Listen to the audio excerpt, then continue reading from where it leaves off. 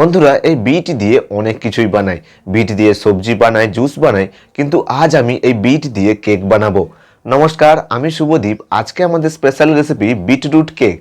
Beetroot cake বানানোর জন্য একটা বিট নিয়েছি।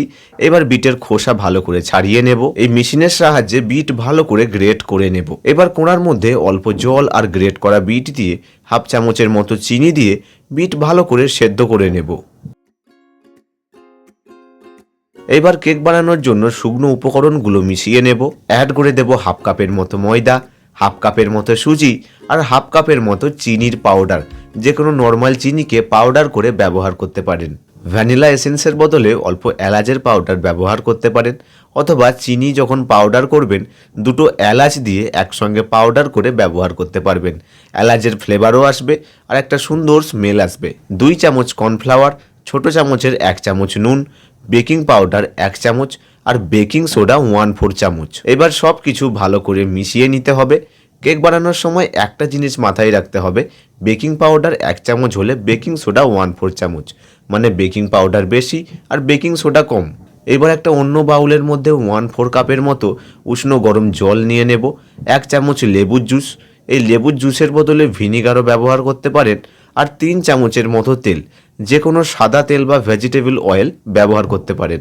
এবার সব কিছু ভালো করে মিশিয়ে নেব। যে কোনো কেক বানানোর সময় 1 চামচ লেবুর জুস বা ভিনিগার মিশিয়ে দিলে এতে বেকিং পাউডার অ্যাক্টিভ হয়ে যাবে আর কেক অনেকটা স্পঞ্জি তৈরি হবে। এবার ব্যাটার বানিয়ে নেব। শুকনো উপকরণের সঙ্গে মিশিয়ে রাখা গরম জল দিয়ে দেব।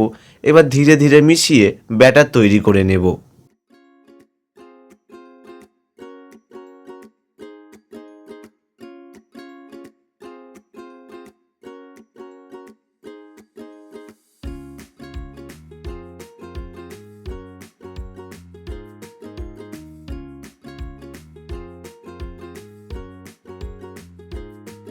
তো এখন আমাদের ব্যাটার একদম তৈরি হয়ে গেছে। এতে এক্সট্রা করে কোনো জল মেশানোর দরকার নেই।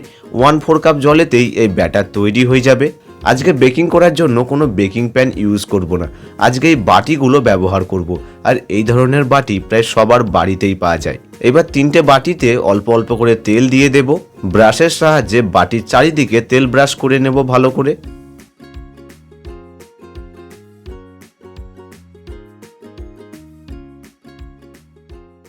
এবার ভালো করে তেল ব্রাশ করে নিয়েছি। অল্প অল্প করে ময়দা অ্যাড করে দেব।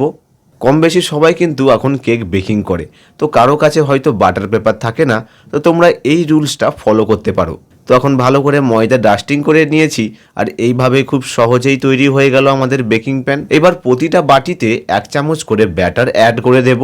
প্রথমে যেই বিট সেদ্ধ করে রেখেছিলাম সেই সেদ্ধ করা বিট এই ব্যাটারের মিডিলে ভালো করে চারিদিকটা ফ্ল্যাটিং করে দেবো। বিটের ওপরে অল্প অল্প করে ব্যাটার দিয়ে ভালো করে এখন ঢেকে নেব।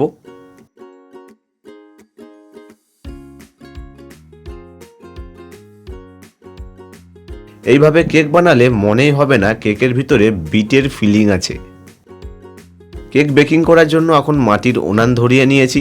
কোণার মধ্যে এইরকম একটা স্টিলের রিং আর স্টিলের প্লেট উল্টো করে ঢেকে এখন 5 মিনিটের মতো ফ্রি হিট করে নেব। 5 মিনিট পরে ব্যাটারের বাটিগুলো এক এক করে বসিয়ে দেব, আর ওপরটা ঢাকনা দিয়ে 20 মিনিটের মতো বেকিং করে নেব। 20 মিনিট পর খুলে দেখে নেব ঠিকঠাক বেকিং হলো কিনা। চেক করার জন্য এখানে টুথপিক ব্যবহার করব। টুথপিকে যদি ব্যাটার লেগে থাকে তাহলে বেকিং হতে এখনও বাকি আছে, আর টুথপিক যদি একদম ক্লিয়ার আসে তাহলে ভালো করে বেকিং হয়ে গেছে। এবার কেক নামিয়ে নেব। কেক ঠান্ডা করে তোমাদের দেখাচ্ছি কেকের ফাইনাল লুক। তো এখন কেক ভালো করে ঠান্ডা হয়ে গেছে।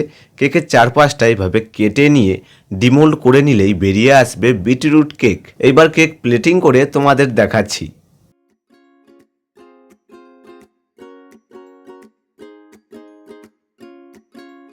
এখন কেক কেটে দেখে নেব কেকের ভেতরের ফিলিংটা কেমন লাগছে। আর এই হচ্ছে কেকের ফাইনাল লুক। বাইরে থেকে সফট স্পঞ্জি কেক আর ভেতরে বিটের ফিলিং।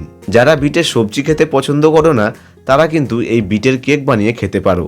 তো আজকের বিটরুট কেক রেসিপি আপনাদের কেমন লাগলো কমেন্ট করে জানাবেন। আর এই রকম নিত্য নতুন রেসিপি দেখার জন্য একটা লাইক আর চ্যানেল সাবস্ক্রাইব করে রাখবেন। খুব তাড়াতাড়ি দেখা হচ্ছে একটা নতুন রেসিপি নিয়ে।